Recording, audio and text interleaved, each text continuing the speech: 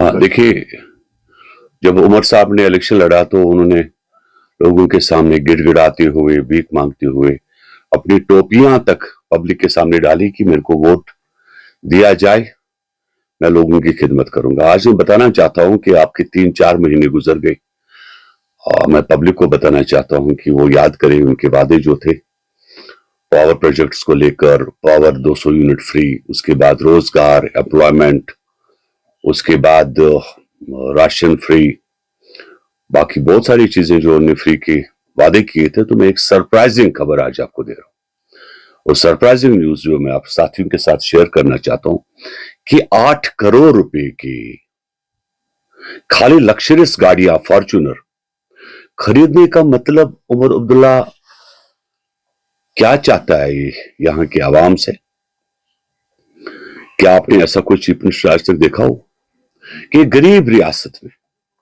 जहां पे लोग दाने दाने के लिए मोहताज, जहां पे लोगों के पास खाने के लिए पैसे नहीं, जहां पर लोगों के पास पावर बिल भरने के लिए जो लोग तड़प रहे हैं कि भाई हम लोग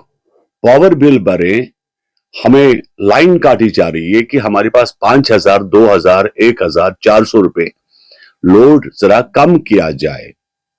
और उस शहर में आप करोड़ों की गाड़ियां अपने आराम के लिए खरीद रहे हो। मैं आवाम को याद दिलाना चाहता हूं कि ये गलतफहमी जो आवाम में हुई कि एक जो इसको आदत है, जो इस खानदान ने किया जम्मू कश्मीर को लेकर, इसकी पूरी फैमिली ने,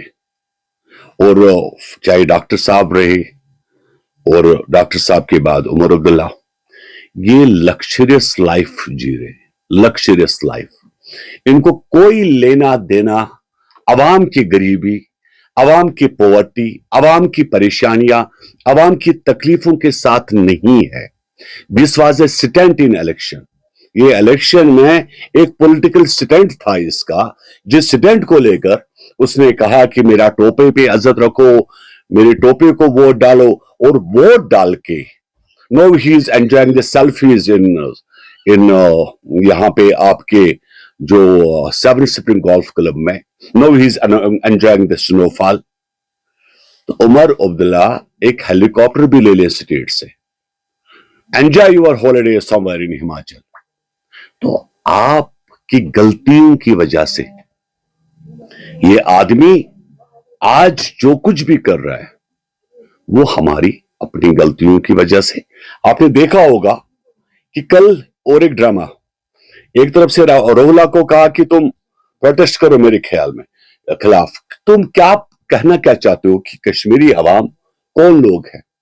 कि क्या इन लोगों को ये भी जहन नहीं, क्या ये लोग समझ नहीं पा रहे? रोहला से तुमने धरना ये दिलाया, प्रोटेस्ट करवाया, अपने बेटों को कहा कि रोहला के प्रोटेस्ट में शामिल हो जाओ। तो आप इससे आगे जो है आवाम समझदार है, लेकिन मैं वार्निंग दे रहा हूं उमर साहब, कुछ हाथ लग गया। वो तुम्हें याद होगा, तुम्हारे वो जो हालात हुए थे उस नेहरू उधर गेस्ट हाउस में, जब तुम बंद थे, जब तुम दाढ़ी भी तुम्हारी लंबी हो गई थी, कि देख लेना कुछ हाथ आ गया तुम्हारे मिनिस्टरों के खिलाफ या तुम्हारे खिलाफ, तो इतना तुम याद रख लो कि तुम्हारी खैर नहीं। लेकिन अवाम का बहुत बड़ा फैसला गलत, जिसकी वजह से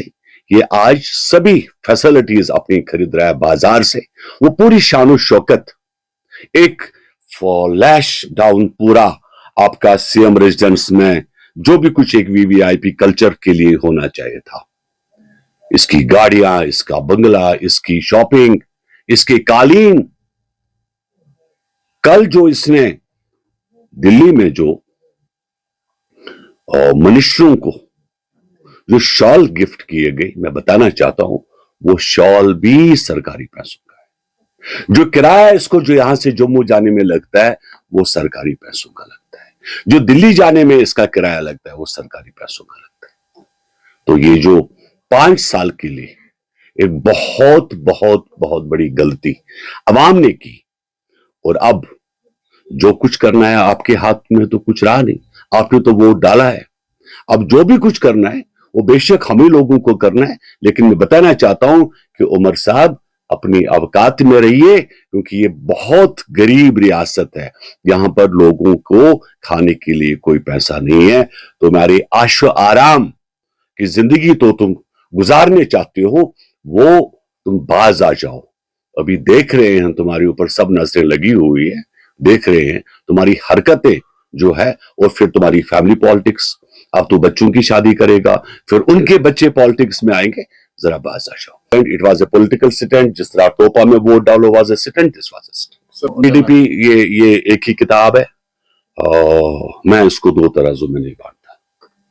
کہ ابھی تو کچھ بھی نہیں ہوا، میں آپ کو یاد دلانا چاہتا ہوں 2014 میں جب فلڈ آیا تھا جموں کشمیر کے اندر، کیونکہ میری ہر ایک بات مجھے یاد ہے، جب 2014 میں سیلاب آیا اینڈ فلڈ میں، آپ کو یاد ہونا چاہیے، ہم لوگ یہاں پر کوہرام مچایا ہوا تھا، پبلک نے، لوگ رو رہے تھے، لوگ مر رہے تھے، لوگوں کے گھر لٹ گئے تھے، اور عمر عبداللہ اس وقت ہماچل میں اپنی ایکس وائف کے ساتھ جو ہے لائف سپینڈ کر رہا تھا۔ ایسے بچے کریں گے جو بھی کچھ کرنا ہے، ہم لوگ نے یہ کرنا ہے، ہمیں یہ اپیل کریں گے گورنر صاحب سے کہ اسمبلی کو ڈیزالو کیا جائے،